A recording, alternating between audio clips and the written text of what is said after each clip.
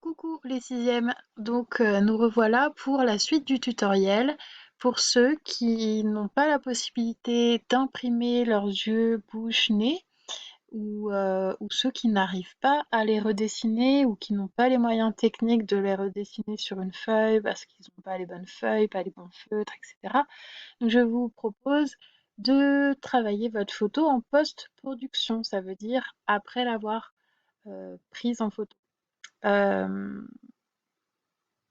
Donc, dans le tutoriel précédent, je vous montrais comment on pouvait travailler avec ce logiciel-là qui s'appelle PhotoFitre, qui est un logiciel gratuit qu'on peut télécharger sur Internet.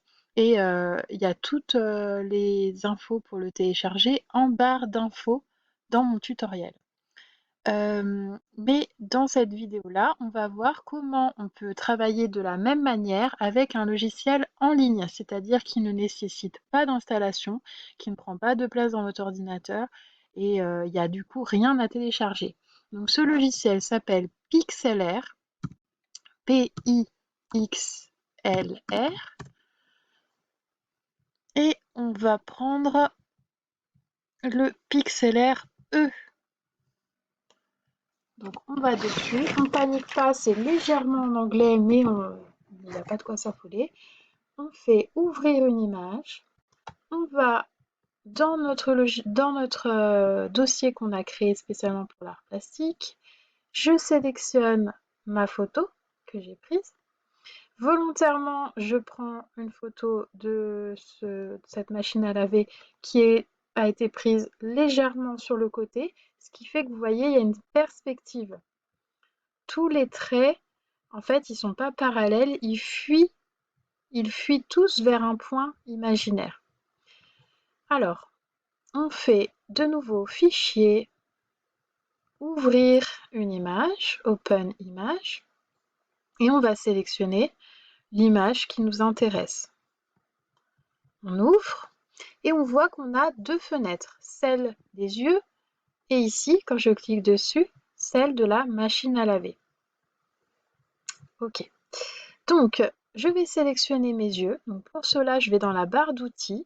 Quand je ne sais pas à quoi servent les outils, je pose la flèche sans appuyer et vous voyez, ils me disent ce que c'est. Donc, je clique sur l'outil de sélection avec les pointillés. Je prends les yeux qui m'intéressent. Donc, je clique une fois et je lâche à la fin. Hop, je lâche. Je fais soit édition copier, soit je peux faire CTRL-C. Donc, vous avez vu, c'était écrit copier. Ensuite, on va sur le calque de la machine à laver. On peut zoomer. Et je vais faire CTRL-V pour coller. On voit que ça m'a créé un nouveau calque. Donc ça, c'est vraiment ce qu'il faut comprendre dans le travail de retouche d'image, c'est que chaque image est indépendante. Toutes les images sont indépendantes les unes des autres. C'est le plus important. Alors, comment on sait qu'on est sur la bonne image? C'est que c'est allumé en bleu. Vous voyez, ici je suis sur l'arrière-plan, ici je suis sur les yeux. Donc pour agrandir les yeux, il suffit que je prenne la flèche et automatiquement on a ces petits carrés qui apparaissent qui me permettent d'agrandir. Je vais placer mes yeux, je clique à côté. Ensuite, pour enlever le blanc, je prends la baguette magique. Donc par contre, vous avez vu que je n'étais plus sur le bon calque, il faut vraiment que je sois allumée sur les yeux. Je sélectionne le blanc. Avec la touche du clavier, j'appuie sur Supr. Et là, on voit que la sélection est en train de clignoter. Donc ça va me gêner. Je vais prendre ma flèche blanche. Toujours, c'est un réflexe à prendre. On reprend toujours sa flèche blanche. Et je fais CTRL-D comme désélectionner. C'est facile à retenir. Et ça m'enlève ma sélection. Maintenant, le problème, c'est que ses yeux sont de face, alors que la machine à laver, elle a un point de vue un peu sur le côté. Donc, pour changer ça, je prends mon outil de sélection, je sélectionne mes yeux. Donc, vous avez vu que je suis toujours sur le calque des yeux. D'ailleurs, si on ne veut pas se tromper, on peut le renommer. Hop. Et je sélectionne dans le vide, je sélectionne mes yeux, je prends ma flèche blanche Et là, on voit qu'il y a ceci qui est apparu. Il y a transform et il y a distort.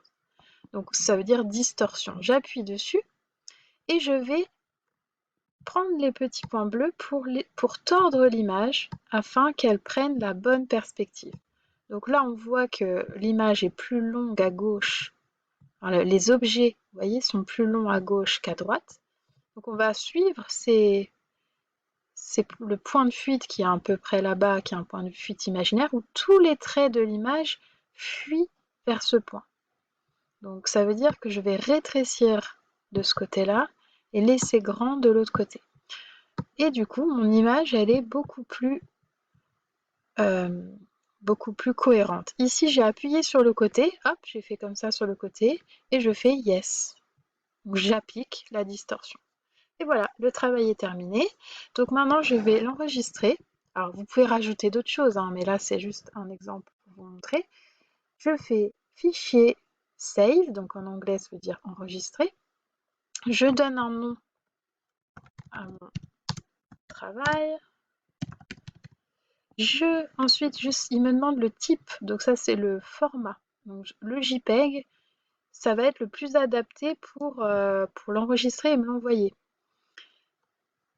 Mais il faut savoir que celui-ci, le PXD, il est pas mal aussi puisqu'il va garder tous vos calques indépendants. Vous voyez, ça va pas être écrasé, ça va garder les calques indépendants. Ça veut dire que si vous voulez retravailler parce que votre travail n'est pas fini, il est encore en cours de réalisation, il faut absolument enregistrer en PXD. C'est pareil dans tous les autres logiciels. Quand c'est Photoshop, on enregistre en PSD, en Photoshop. Quand c'est en photofiltre, c'est en format photofiltre, etc., etc.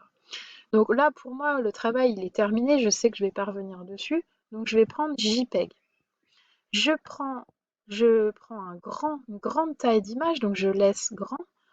Je vais mettre à 100% au niveau de la qualité et je fais télécharger.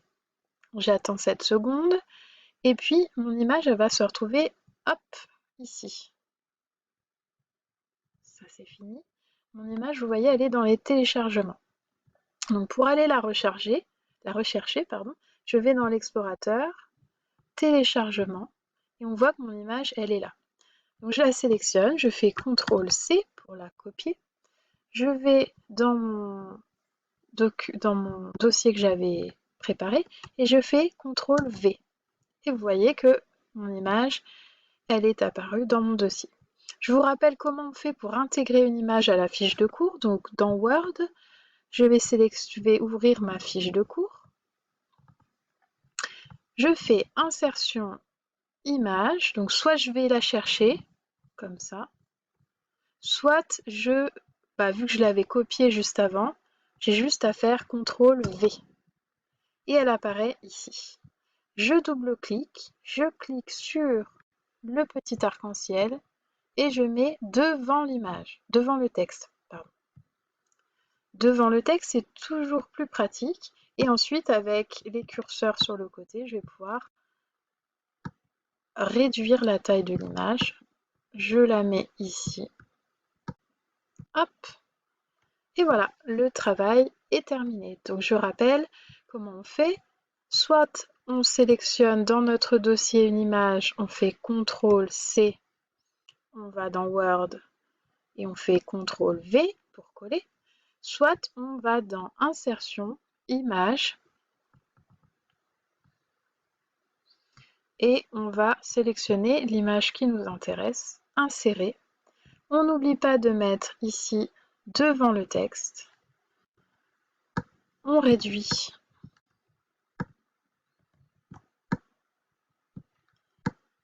Et voilà, le travail est terminé. J'ai plus qu'à l'enregistrer et à l'envoyer à Madame Denise.